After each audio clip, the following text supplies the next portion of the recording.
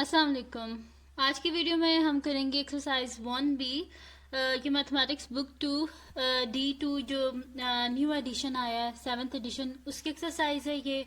और इसका हम करेंगे क्वेश्चन नंबर 5।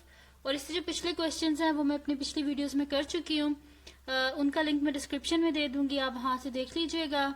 और इनकी जो मैंने प्लेलिस्ट बनाई है उसका भी लिंक मैं डिस्क्रिप्शन में दे दूंगी। और वो जो प्लेलिस्ट है वो मैं इस वीडियो के एंड पे अटैच कर दूंगी, आप वहां से देख लीजिएगा। तो स्टार्ट करते हैं। हमारे पास क्वेश्चन नंबर 5 है। तो क्वेश्चन नंबर 5 के हमारे पास कि if Z square is directly proportional to X cube. हमारे पास क्या है कि जेड स्केयर अगर डायरेक्टली प्रोपोर्शनल है एक्स क्यूब के, जेड हमारे पास क्या है 8 है, जब एक्स हमारे पास 4 है। ठीक है, जब एक्स 4 होगा तो जेड क्या होगा हमारे पास 8। Find the value of Z when X is equal to 9। हमने जेड की वैल्यू को फाइंड आउट करना है जब एक्स की वैल्यू हमारे पास 9 है। ठीक है, तो ये बड़ी इजी से क्वेश्चन है। ऐसा मैं पहले भी करवा चुकी हूँ जिसमें टेबल फिल करना था। तो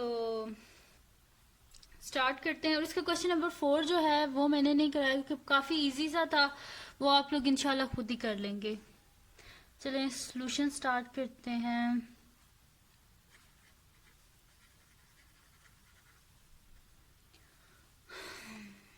बिस्मिल्लाह। चलें हमारे पास क्या है कि if Z square is directly proportional to X cube. हमारे पास क्या है जी, जेड स्केयर क्या directly proportional to X cube है, तो यही चीज हम यहाँ पे लिखते हैं सबसे पहले कि since Z square is directly proportional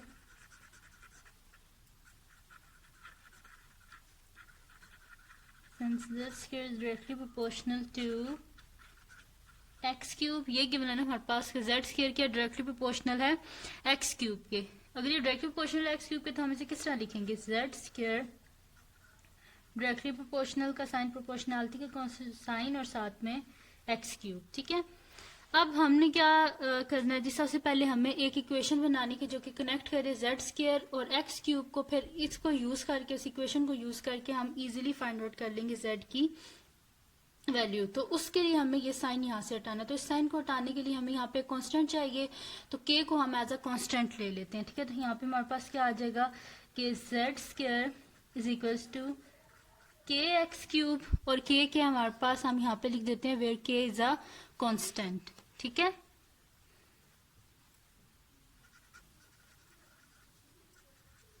where के इज अ कांस्टेंट। ठीक है, हमने लिख दिया के हमारे पास कांस्टेंट है।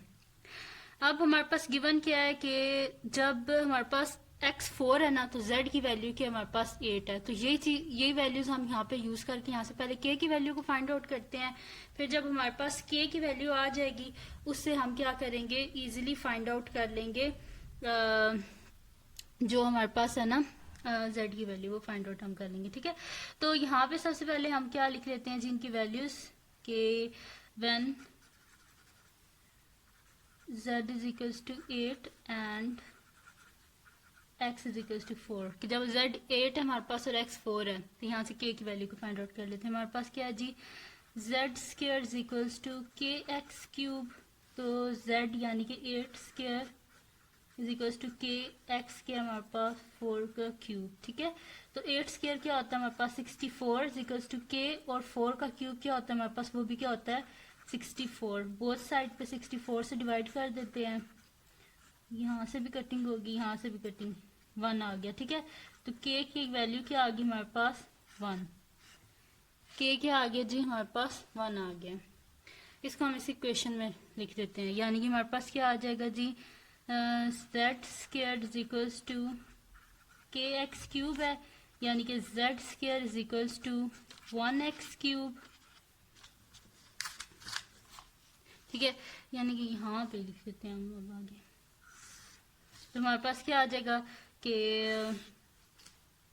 z और साथ में 1 को x क्यूब से करें तो हमारे पास क्या आ रहा है जी, z square is equals to,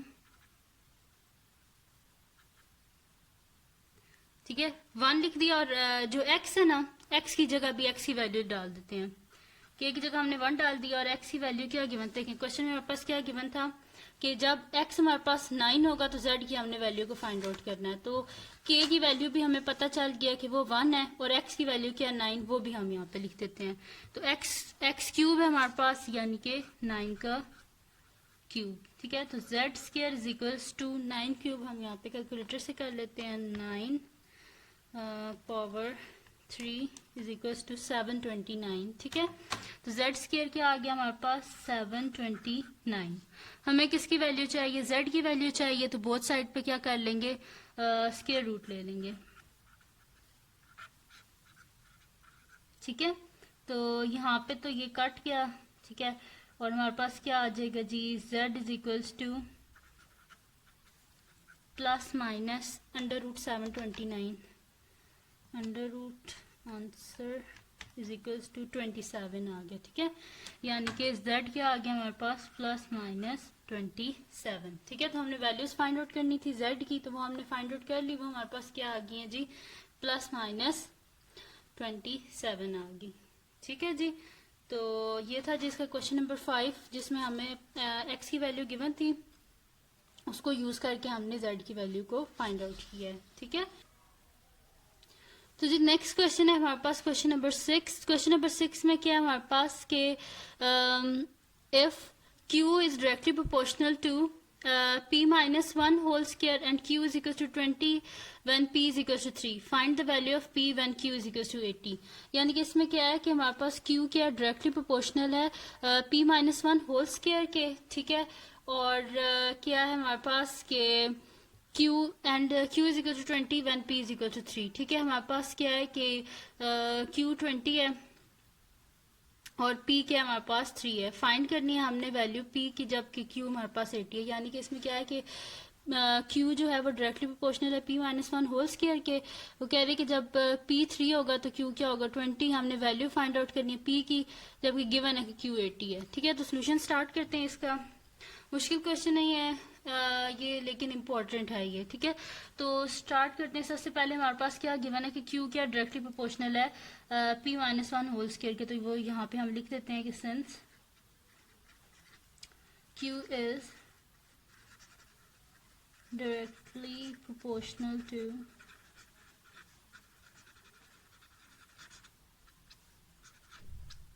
q is directly proportional to p minus 1 whole square। ठीक है, हमारे पास ये गिवन है ना कि q की हमारे पास डायरेक्टली प्रोपोर्शनल है p minus 1 whole square के। ठीक है, तो यानी कि हम इस तरह लिखेंगे कि q is directly proportional to p minus 1 whole square। ठीक है, इस तरह लिखेंगे हम, लेकिन हमें कि यहाँ पे ये साइन नहीं चाहिए। ठीक है, डायरेक्टली प्रोपोर्शनल का, तो इसको हटाने के लिए यहाँ पे हमें क्या चाहिए, कांस्टेंट चाहिए। तो k को हम एज अ कांस्टेंट रख देते हैं, यानी कि हमारे पास आ जाएगा q is equals to k into p minus 1 whole square.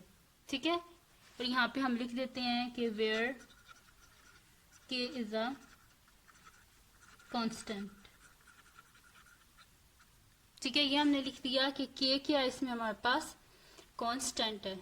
ठीक है, तो इसके बाद अब हम क्या कर लेते हैं जी, हमें वैल्यू चाहिए k की, क्योंकि k की वैल्यू हमारे पास होगी तभी तो हम फाइंड आउट कर सकते हैं कि q की गिवन वैल्यू से हम p की वैल्यू को तभी निकाल सकते हैं। ठीक है, तो उस k को फाइंड आउट करने के लिए जो हमारे पास पहले गिवन है ना वैल्यू कि अगर q 20 होगा और p 3 होगा, ठीक है, तो फिर उससे करके, ठीक है, तो ये यूज कर लेते हैं हम यहाँ पे।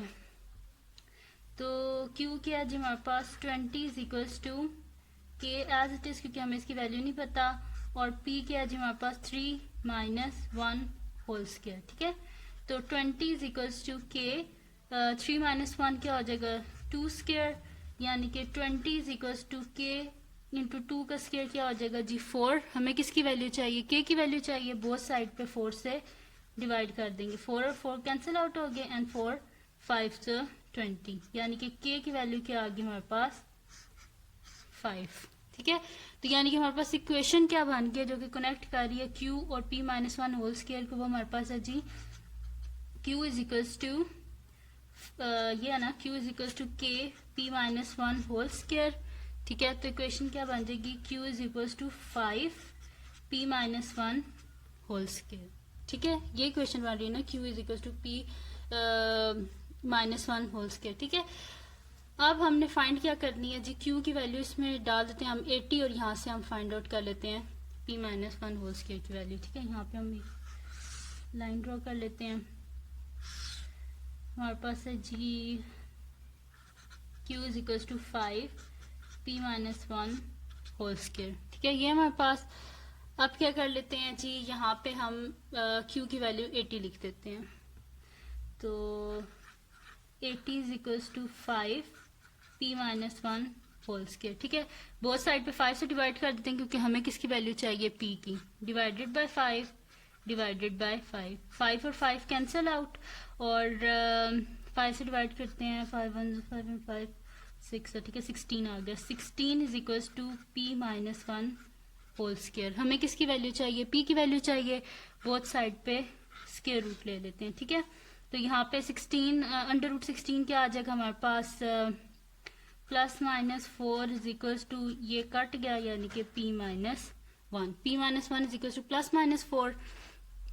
अब क्या कर लेते हैं, एक दफा p माइनस वन को 4 के इक्वल रख लेते हैं और एक दफा p माइनस वन को माइनस 4 के इक्वल रख लेते हैं। ठीक है, तो हमारे पास हो जाएगा p minus one is equal to 4 और p minus one is equal to minus 4। ठीक है, तो यहाँ से क्या वैल्यू आ जाएगी, बोथ साइड पे प्लस 1 कर दें, यहाँ से 1 कैंसिल आउट हो जाएगा और यहाँ पे 4 प्लस 1 5 हो जाएगा हमारे पास। ठीक है, और इस साइड पे क्या हो जाएगा, बोथ साइड पे जब हम प्लस करेंगे 1 को तो p is equal to minus 4 plus 1, तो p is equal to minus 4 plus 1 क्या हो जाएगा हमारे पास, माइनस 3। तो ये जी आ गई हमारे पास दो वैल्यू p की जो हमने फाइंड आउट करनी थी। ठीक है, तो ये हमने इजीली फाइंड आउट कर लिया है। बड़ा इजी सा ये क्वेश्चन था जिसमें हमने करना क्या था कि सबसे पहले हमें ये बताया गया था कि Q जो है वो डायरेक्टली प्रोपोर्शनल है P minus one whole square के, और हमारे पास ये पता था हमें कि P जब 3 होगा तो Q क्या होगा, हमारे पास 20 होगा।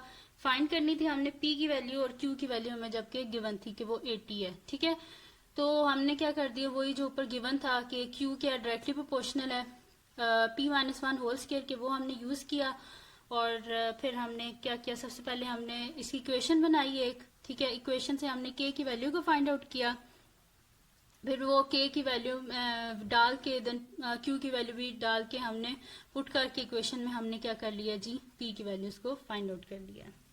ठीक है, तो ये थी जी आज की वीडियो जिसमें मैंने क्वेश्चन नंबर 5 और क्वेश्चन नंबर 6 करवाया है D2 का 7th एडिशन एक्सरसाइज 1B का।